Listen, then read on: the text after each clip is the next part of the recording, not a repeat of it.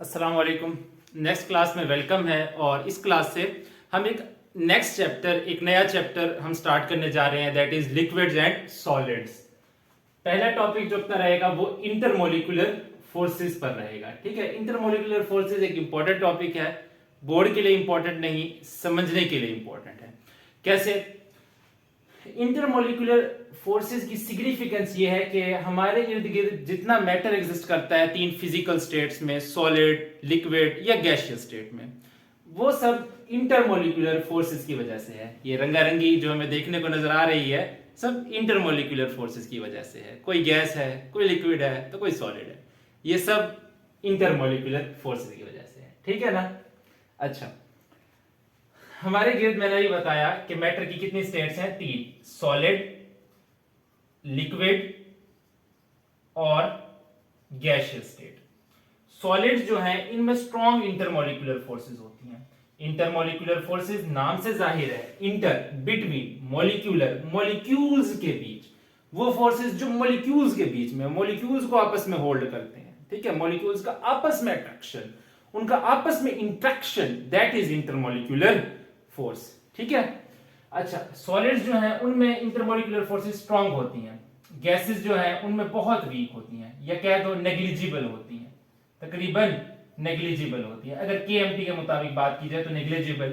Liquids जो होते हैं उनमें मॉडरेट, ठीक है, मॉडरेट, गैसेस से ज्यादा और सॉलिड से कम। सबसे ज्यादा इंटरमोलिकुलर फोर्सेस सॉलिड्स में, ठीक है, उससे कम लिक्विड्स और फिर सबसे कम गैसेस में।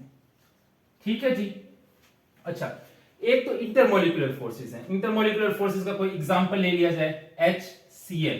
HCl हाइड्रोजन पर पार्शियल पॉजिटिव, क्लोरीन पर पार्शियल नेगेटिव, हाइड्रोजन पर पार्शियल पॉजिटिव, क्लोरीन पर पार्शियल नेगेटिव। अगर ये समझते हो ये पार्शियल पॉजिटिव पार्शियल नेगेटिव क्यों लिखा है, कैसे लिखा है, तो अच्छी बात है। नहीं समझा तो हम है ना समझा देंगे इस क्लास में, थोड़ा इंतजार करो। हाइड्रोजन पर पार्शियल पॉजिटिव, क्लोरीन पर पार्शियल नेगेटिव, इस मॉलिक्यूल के हाइड्रोजन और इस मॉलिक्यूल के हाइड्रोजन और इस मॉलिक्यूल के क्लोरीन के बीच में अट्रैक्शन होगी। दो डिफरेंट मॉलिक्यूल्स के दरमियान में अट्रैक्शन है।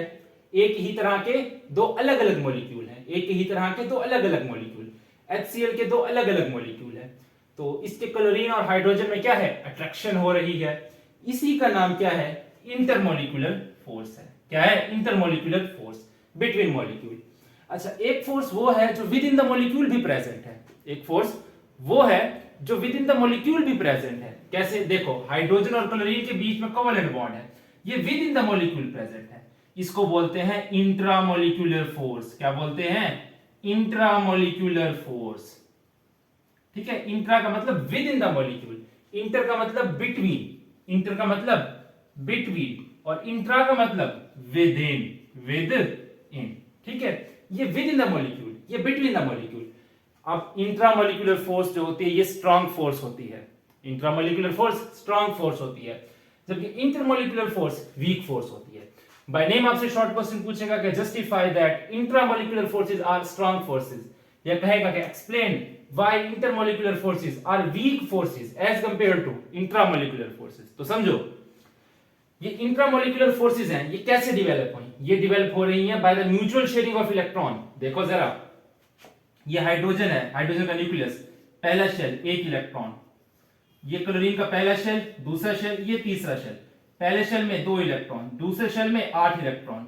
ये देखो, ये क्लोरीन के दूसरे शेल में 8, तीसरे शेल में 7 इलेक्ट्रॉन। क्लोरीन के तीसरे शेल में कितने इलेक्ट्रॉन? 7 इलेक्ट्रॉन। 7 पूरे हो गए, 1 2 3 4 5 6 और 7 इलेक्ट्रॉन।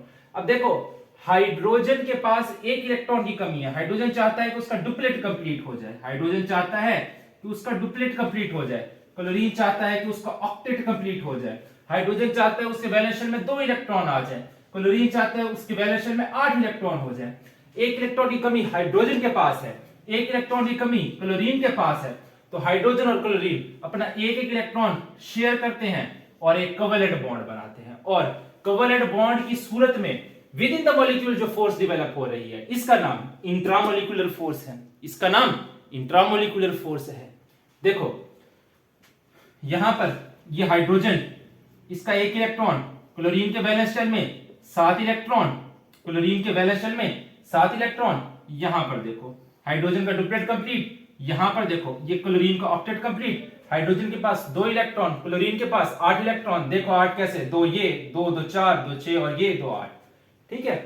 तो देखो in order to complete its duplet, hydrogen forms a covalent bond by sharing its one valence electron with a valence electron of chlorine. Similarly, chlorine needs to complete its octet, so it forms a covalent bond by the mutual sharing of one of its valence electron with hydrogen, and there is a firm need of this relationship. ठीक है, इसकी सख्त जरूरत है इस relationship की। Book की wording use कर रहा हूं, देखो बुक में लिखा है there is a firm need, there is a firm need of this relationship. क्यों? इसलिए क्योंकि हाइड्रोजन अकेला H बनकर को नहीं घूम सकता, H2 है, चलो मान लिया, ठीक है, H2 में रहे, हमें कोई प्रॉब्लम नहीं, लेकिन H अकेला तो नहीं घूम सकता ना। हाइड्रोजन एक कहां का स्टेबल, क्लोरीन अकेला ऐसे एटम घूमे नहीं है स्टेबल, 7 इलेक्ट्रॉन वैलेंस शेल में कहां स्टेबल रहेगा।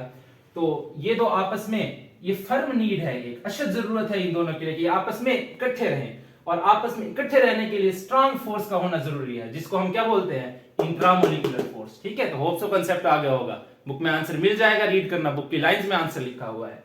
तो बाय नेम शॉर्ट क्वेश्चन पूछेगा, why intramolecular forces are strong forces and why intermolecular forces are weak forces. ठीक है, दोनों अलग अलग क्वेश्चन है, जवाब एक ही है। एक डिफरेंस बना लो इंटरमोलिकुलर और इंट्रामोलिकुलर के दरमियान। यहां पर मैं इंटरमोलिकुलर का डिफरेंस लिख देता हूं, इंटरमोलिकुलर, और यहां पर इंट्रामोलिकुलर का, इंट्रामोलिकुलर का।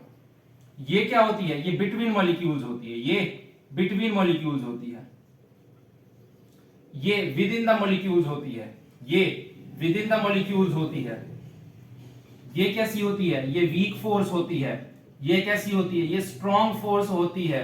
ठीक है, ये एसोसिएटेड विद वैलेंस इलेक्ट्रॉन, देखो वैलेंस शेल की इलेक्ट्रॉन की शेयरिंग की वजह से बन रही थी, तो associated with valence electrons, with valence electrons. ठीक है, जबकि ये आपकी बुक वाला लिखता है कि nothing to do with valence electrons, nothing to do with valence electrons. ये वैलेंस इलेक्ट्रॉन्स की अट्रैक्शन या रिपल्शन तो हो सकती है, लेकिन उसकी शेयरिंग या उसका ट्रांसफर वो इंटरमॉलिक्यूलर फोर्सेस में ऐसा कुछ नहीं होगा, nothing to do with valence electrons. तो ये तीन डिफरेंस ये बन गई। चौथा डिफरेंस इसका आप एग्जांपल कोड कर सकते हो। ठीक है, तो ये चार डिफरेंसेस आपके बन गए 2 नंबर के लिए, तो नोट कर सकते हो यहीं पर रोक करके। ठीक है, इंटरमॉलिक्यूलर फोर्सेस का कांसेप्ट समझ में आ गया, क्या होती हैं इंटरमॉलिक्यूलर फोर्सेस और क्या होती हैं इंट्रामॉलिक्यूलर फोर्सेस। ओके जी, नेक्स्ट चलते हैं। अब हमें देखना है इंटरमॉलिक्यूलर फोर्सेस की टाइप्स। ये इंटरमॉलिक्यूलर फोर्सेस ही की वजह से मैटर की 3 स्टेट्स हैं, सॉलिड स्टेट, लिक्विड स्टेट और गैसियस स्टेट। ठीक है, ये बात याद रखना अच्छे से। अच्छा, अब देखो इंटरमॉलिक्यूलर फोर्सेस की types of intermolecular forces. Intermolecular forces, ये इंटरमॉलिक्यूलर फोर्सेस को हम वैन वाल फोर्सेस भी बोलते हैं, ये डिफरेंस भी आप ऐड कर सकते हो, इनको हम वैन वाल फोर्सेस भी बोलते हैं। ठीक है, जो जबकि इंट्रामॉलिक्यूलर फोर्स जो होती है, इंट्रामॉलिक्यूलर, इसको हम इंटर एटॉमिक फोर्स भी बोलते हैं, इसको हम इंटर एटॉमिक फोर्स भी बोलते हैं। इंटर एटॉमिक फोर्स यानी between atoms, with in the molecule, between atoms. अच्छा, टाइप्स ऑफ इंटरमॉलिक्यूलर फोर्सेस देखो। Number 1 dipole dipole force, dipole dipole forces. Number 2 dipole induced dipole forces, dipole induced dipole forces. Number 3 ion dipole forces, ion dipole forces. Number 4 instantaneous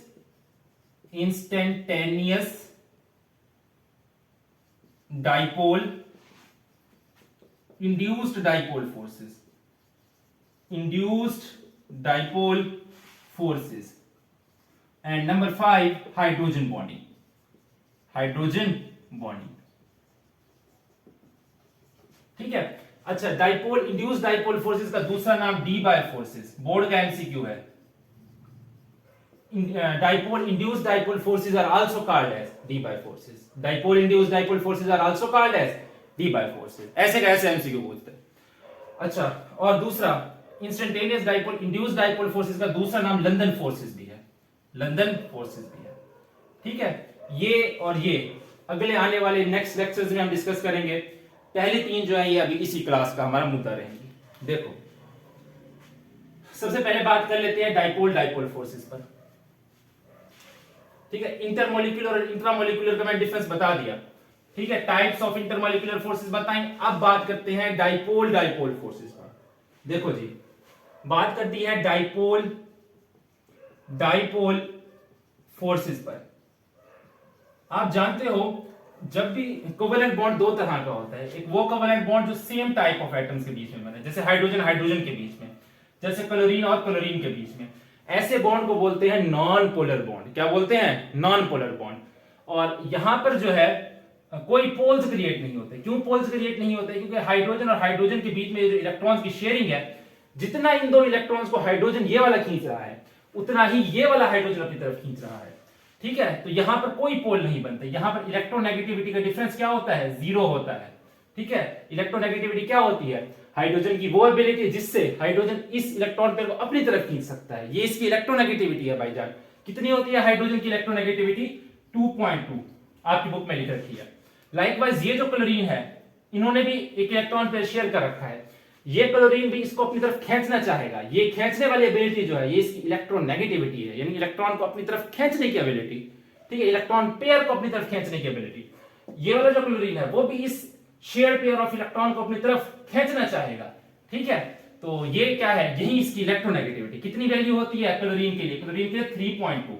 अब देखो, ये जितना ये chlorine खींच रहा है उतना ये क्लोरीन खींच रहा है. अगर इसकी भी 3.2 है तो इसकी भी 3.2 है.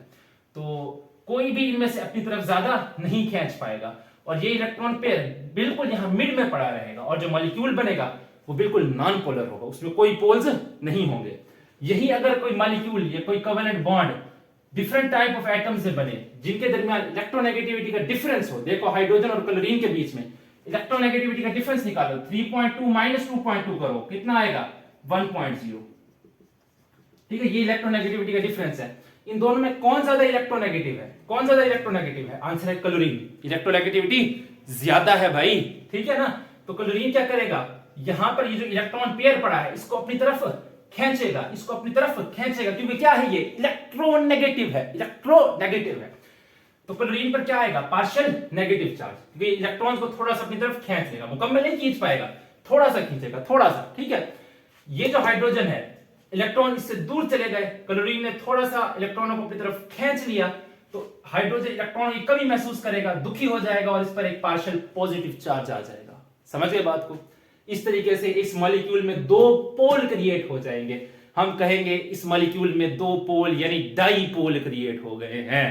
क्या हो गया है? इस मॉलिक्यूल में दो पोल यानी क्या? डाईपोल क्रिएट हो गया है. डाईपोल, डाईपोल मतलब दो पोल, एक पॉजिटिव एक नेगेटिव. क्लियर है? क्लियर है. ऐसे मॉलिक्यूल्स में डाईपोल क्रिएट होता है जिनमें इलेक्ट्रोनेगेटिविटी का सफिशिएंट डिफरेंस हो. सफिशिएंट से क्या मुराद? कम से कम जो इलेक्ट्रोनेगेटिविटी का डिफरेंस है वो 0.4 से ज्यादा होना चाहिए. कम से कम भी डिफरेंस 0.4 से ज्यादा होना चाहिए. ठीक है, 0.4 से जब इलेक्ट्रोनेगेटिविटी का डिफरेंस ज्यादा होगा तब क्या होगा? पोल्स बनेंगे. ठीक है, डाईपोल बनेंगे, दो पोल बनेंगे. अब देखो, ये डाईपोल है, ये एक डाईपोल है. जैसे ही ये डाईपोल, इसके करीब एक दूसरा डाईपोल आएगा. ठीक है, ये डाईपोल है, वो भी डाईपोल है. Partial positive partial positive partial positive partial negative. Chlorine पर पार्शियल नेगेटिव होता है.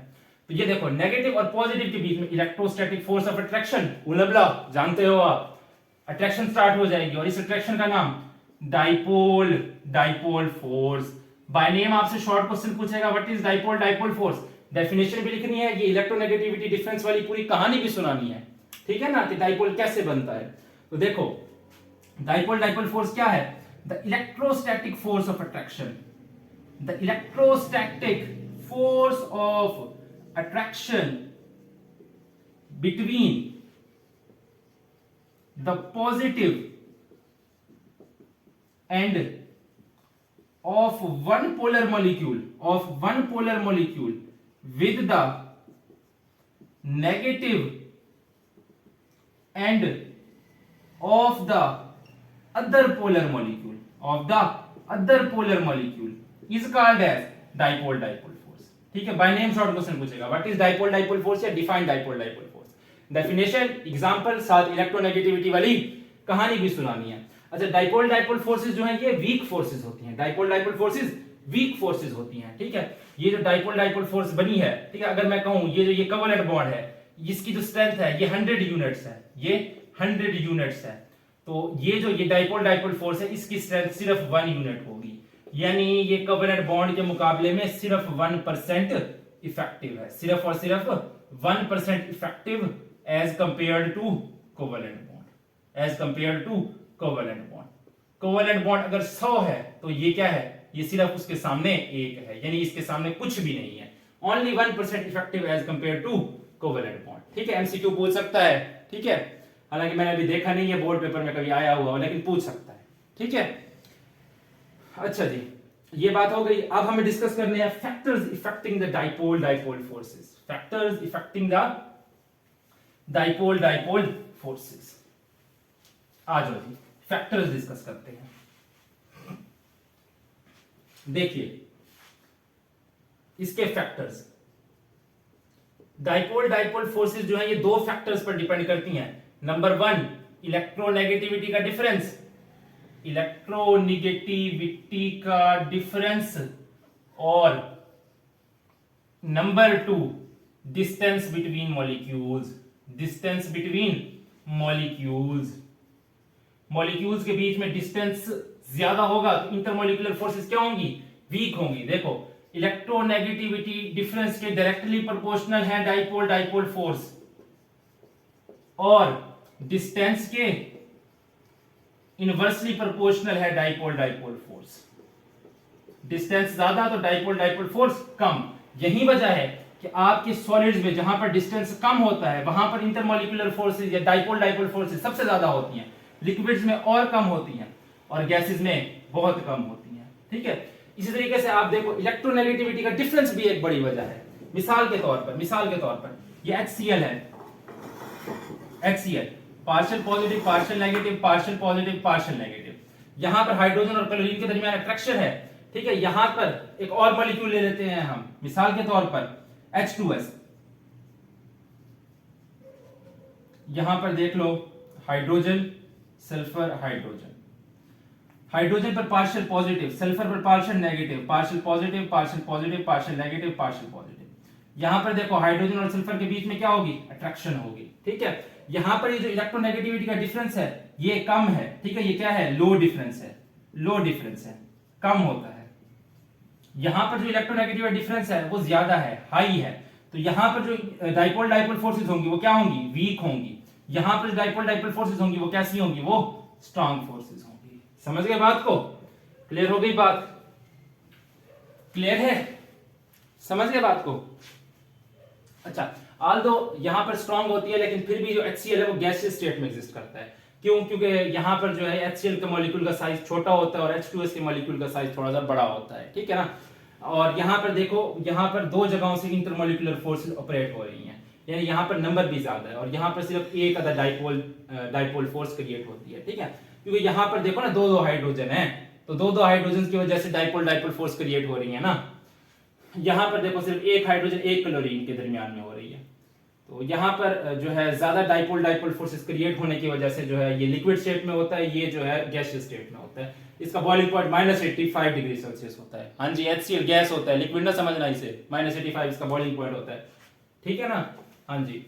अच्छा, अगर इंडिविजुअल बात की जाए ना, इंडिविजुअल एक डाइपोल फोर्स की, तो ये वीक होती है। ठीक है, ये एक अकेली स्ट्रांग होती है अच्छी खासी। ठीक है, हाँ दोनों को मिला करके देखा जाए तो फिर जाहिर सी बात है वो बढ़ जाएगी, H2S में बढ़ जाएगी फिर। ठीक है ना, क्लियर होगी बात। अच्छा, एक और छोटी सी बात, हाँ क्या ऐसा हो सकता है ये जो HCl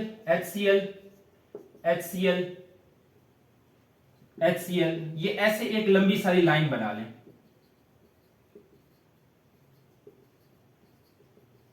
ठीक है, ये ऐसे एक लंबी सारी लाइन बना लें और जुड़ते ही चले जाएं, कोई 1000-2000 मॉलिक्यूल आपस में जुड़ जाएं, तो आंसर है नहीं, ऐसा पॉसिबल नहीं है कि इतनी लंबी लंबी लाइनें बन जाए। क्यों, बुक में रीजन लिख रखी है कि थर्मल एनर्जी, ठीक है, थर्मल एनर्जी, इनके पास थर्मल एनर्जी होती है जिसकी वजह से इनके पास ट्रांसलेशनल काइनेटिक एनर्जी आ जाती है, जिसकी वजह से इनके पास ट्रांसलेशनल काइनेटिक एनर्जी आ जाती है। ठीक है, गैस मॉलिक्यूल्स है ना, गैस मॉलिक्यूल को इधर भी जाना है, इधर भी जाना है, इधर भी आना है, ब्राउनियन मोशन करनी है, रैंडम मोशन करनी है। ठीक है ना, तो अगर यहां पर ऐसे लाइन बनाने खड़े हो जाएंगे तो फिर रैंडम मोशन तो कर ली नहीं उन्होंने। ठीक है, गैस स्टेट कैसे कहेंगे हम इसे। ठीक है ना, तो इसी वजह से ये जो थर्मल एनर्जी है ये इसको ऐसे स्ट्रेट लाइंस में बड़ी बड़ी लाइनें नहीं बनाने दे पाती। ठीक है, बड़ी बड़ी लाइनें नहीं बन पाती। ठीक है ना, जनरली 2-3 मॉलिक्यूल आपस में मिल जाते हैं। ठीक है, ये मैक्सिमम होता है। अच्छा जी, वैसे डाइपोल डाइपोल फोर्सेस मैंने अभी बताया कि कैसी फोर्सेस होती हैं, वीक फोर्सेस होती हैं। ठीक है ना, अच्छा वो मॉलिक्यूल जिनमें डाइपोल डाइपोल फोर्सेस वीक हैं, जो जिनमें डाइपोल डाइपोल फोर्सेस वीक हैं उनका मेल्टिंग बॉइलिंग पॉइंट भी लो होगा, जिनमें स्ट्रॉन्ग है उनका मेल्टिंग बॉइलिंग पॉइंट भी हाई होगा, जिनमें वीक है उनकी heat of vaporisation, heat of sublimation भी कम होगी, जिनमें स्ट्रॉन्ग डाइपोल फोर्सेस हैं उनका हीट ऑफ वेपराइजेशन और हीट ऑफ सब्लिमेशन भी ज्यादा होगा। हीट ऑफ वेपराइजेशन क्या होता है, किसी भी लिक्विड का 1 मोल जो है उसको वेपराइज करने के लिए बॉइलिंग पॉइंट पर जितनी हीट चाहिए वो उसकी हीट ऑफ वेपराइजेशन। मिसाल के तौर पर वाटर की heat of vaporization 40.6 kilo joule पर मोल है। अगले आने वाले क्लासेस में मैं पढ़ाऊंगा ये सब बातें। ठीक है ना, अभी सिर्फ इतनी बातें जान लो, काफी है। अगली हमें क्या पढ़नी है, 20 मिनट भी हो गए हैं। अगली हमें पढ़नी है इंड्यूस्ड डाइपोल। ठीक है, dipole, induced dipole force, induced dipole forces, dipole induced dipole forces. एक मिनट, नेक्स्ट हमें पढ़नी है डाइपोल इंड्यूस्ड डाइपोल फोर्सेस। देखो, अगर एक परमानेंट डाइपोल मॉलिक्यूल जैसे कि HCl है, ठीक है, जैसे कि HCl है, ठीक है, ये एक परमानेंट डाइपोल मॉलिक्यूल है, पार्शियल पॉजिटिव पार्शियल नेगेटिव। इसके करीब अगर कोई नॉन पोलर मॉलिक्यूल लाया जाए, मिसाल के तौर पर ये नॉन पोलर मॉलिक्यूल है। ठीक है, मान लो ये नियॉन का मॉलिक्यूल है, 2 इलेक्ट्रॉन पहले शेल में, दूसरे शेल में 8 इलेक्ट्रॉन। ठीक है, इसके करीब कोई नॉन पोलर मॉलिक्यूल लाया जाए तो होगा क्या, ये जो नेगेटिव है यानी क्लोरीन है, ये क्या करेगा, इन इलेक्ट्रॉन्स को जिन पर नेगेटिव चार्ज है यहां पर ऐसे धक्का मारेगा, यहां पर ऐसे धक्का मारेगा, उस साइड पर भेजेगा। ठीक है, यहां से इलेक्ट्रॉन्स को इस साइड पर भेजेगा। तो ये क्या है, ये डाइपोल है, ये डाइपोल है। ये क्या है, ये नॉन पोलर मॉलिक्यूल है, ये नॉन पोलर मॉलिक्यूल है। ये क्या करेगा, क्लोरीन इसके इलेक्ट्रॉन्स को उस तरफ धक्का मारेगा, इलेक्ट्रॉन्स को उस तरफ धक्का मारेगा। तो नतीजा क्या निकलेगा कि नियॉन के जो इलेक्ट्रॉन्स हैं वो इस साइड पर आ जाएंगे। ठीक है, इस साइड पर चले जाएंगे और इस साइड पर क्या होगा, पार्शियल पॉजिटिव चार्ज, इलेक्ट्रॉन की डेफिशिएंसी, यहां पर क्या, पार्शियल नेगेटिव चार्ज। ठीक है, ये H और ये Cl, ये क्या बन जाएगा, ये अब इंड्यूस्ड डाइपोल बन जाएगा, इंड्यूस्ड डाइपोल। ठीक है ना, इसमें डाइपोल को इंड्यूस किया गया है, लाया गया है, यानी इसकी वजह से इसमें डाइपोल बन गया। ठीक है, इसमें 2 पोल बन गए। ठीक है ना, देखो क्लोरीन ने क्या किया, इसके वैलेंस इलेक्ट्रॉन्स को रिपेल करके उस तरफ भेज दिया, यहां पर इलेक्ट्रॉन की डेफिशिएंसी होगी, पार्शियल पॉजिटिव, यहां पर इलेक्ट्रॉन ज्यादा हो गए, पार्शियल नेगेटिव, और ये एक डाइपोल बन गया। डाइपोल कैसा बना, इंड्यूस्ड डाइपोल। ठीक है, इसमें डाइपोल इंड्यूस किया गया, लाया गया। तो अब क्या हुआ, क्लोरीन पर पार्शियल नेगेटिव है, हाइड्रोजन पर पार्शियल पॉजिटिव है, ये पार्शियल पॉजिटिव, ये पार्शियल नेगेटिव, इनमें क्या हो जाएगी, अट्रैक्शन हो जाएगी, इसमें क्या हो जाएगी, अट्रैक्शन हो जाएगी। तो आप कह सकते हो कि when a polar molecule is brought close to a non-polar molecule, when a polar molecule is brought close to a non-polar molecule, the negative end of the polar molecule repels the electrons of the non-polar molecule towards one side, and a dipole is induced in the non-polar molecule, that is called induced dipole. And there are forces of attraction between permanent dipole molecule and induced dipole molecule. These forces are called as dipole induced dipole forces. क्यों, क्योंकि ये बीच में किस किस के हैं, एक permanent dipole और एक इंड्यूस्ड डाइपोल के बीच में है। ठीक है ना, पिछली वाली डाइपोल डाइपोल थी, 2 डाइपोल के बीच में थी, ये एक डाइपोल और एक इंड्यूस्ड डाइपोल के बीच में है, तो इसलिए इनको डाइपोल इंड्यूस्ड डाइपोल फोर्सेस बोलते हैं। और इन्हीं का दूसरा नाम डी बाय फोर्स, बोर्ड का एमसीक्यू आया हुआ है, dipole induced dipole forces are also called as Debye forces, are also called as Debye forces. ठीक है ना, ये इंपॉर्टेंट शॉर्ट है, बाय नेम पूछेगा what are dipole induced dipole forces. Clear हो गया। अब पढ़ानी है ion dipole forces, ion dipole forces, ion dipole forces. देखो मिसाल के तौर पर कोई आयनिक कंपाउंड है, जैसे NaCl है, NaCl है, इस पर पॉजिटिव इस पर नेगेटिव, इस आयनिक कंपाउंड को आप किसी पोलर सॉल्वेंट लाइक वाटर में डाल दो, ठीक है, वाटर में डाल दो। तो वाटर आप जानते हो कैसा होता है, वाटर ऐसा होता है, वाटर पोलर होता है, partial positive partial negative. Oxygen की इलेक्ट्रोनेगेटिविटी ज्यादा होती है, वो यहां पर मौजूद इलेक्ट्रॉन्स को अपनी तरफ खींच लेता है, ऑक्सीजन पर पार्शियल नेगेटिव आ जाता है, इन दो हाइड्रोजन पर पार्शियल पॉजिटिव आ जाता है। तो जैसे ये NaCl नमक आपका पानी के अंदर जाता है तो क्या होता है, देखो वाटर का जो नेगेटिव एंड है वो सोडियम के करीब आ जाता है, वाटर का नेगेटिव एंड सोडियम के करीब आ जाता है और सोडियम को अट्रैक्ट करना शुरू कर देता है। लाइकवाइज यहां से भी वाटर का जो नेगेटिव एंड है सोडियम के करीब आकर के अट्रैक्ट करना शुरू कर देता है। सिमिलरली वाटर का जो पॉजिटिव एंड है, यानी जो वाटर के पार्शियली पॉजिटिवली चार्ज हाइड्रोजन है, वो क्लोरीन को अट्रैक्ट करना शुरू कर देते हैं, ठीक है। और वाटर मॉलिक्यूल इस सोडियम को खींच करके अलग कर लेते हैं, इसको खींच करके अलग कर लेते हैं। देखो कैसे अलग हो जाएंगे, Na यहां पर ऑक्सीजन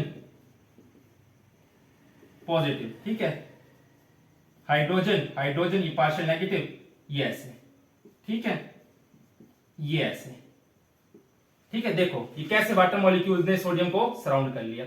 सिमिलरली क्लोरीन है Cl HOH पार्शियल पॉजिटिव, ऐसे क्लोरीन को अट्रैक्ट करेंगे, हाइड्रोजन ऐसे अट्रैक्शन करेंगे, ठीक है। तो ये देखो, तो डेफिनेशन में लिखवा देता हूं, लिखना बुक में नहीं लिखी हुई, पूछेगा नहीं, वैसे लिखनी है तो लिख लो, क्योंकि बुक में है नहीं ना डेफिनेशन इसकी, लिख लो। When an ionic compound is added in a polar solvent, लिखो when an ionic compound is added in a polar solvent, the negative end of the polar molecule attracts the positive ion of the ionic compound, Similarly, the positive ends of the polar molecule attracts the negative ion of the ionic compound. These forces between ion and dipole are called as ion dipole forces. Repeat कर देता हूं, when an ionic compound is added in a polar solvent, the negative part of the polar solvent attract the positive ion of the ionic compound. Similarly, the positive end of the polar molecules attract the negative part of the ionic compound, and these forces are called as ion dipole forces. These ion dipole forces result in the dissolution of the ionic compound, ठीक है।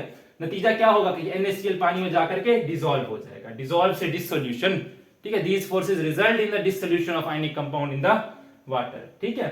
तो ये था concept आपका ion dipole forces के बारे में। इंशाल्लाह नेक्स्ट क्लास में मुलाकात होती है instantaneous dipole induced dipole forces के साथ। तब तक के लिए अल्लाह हाफिज।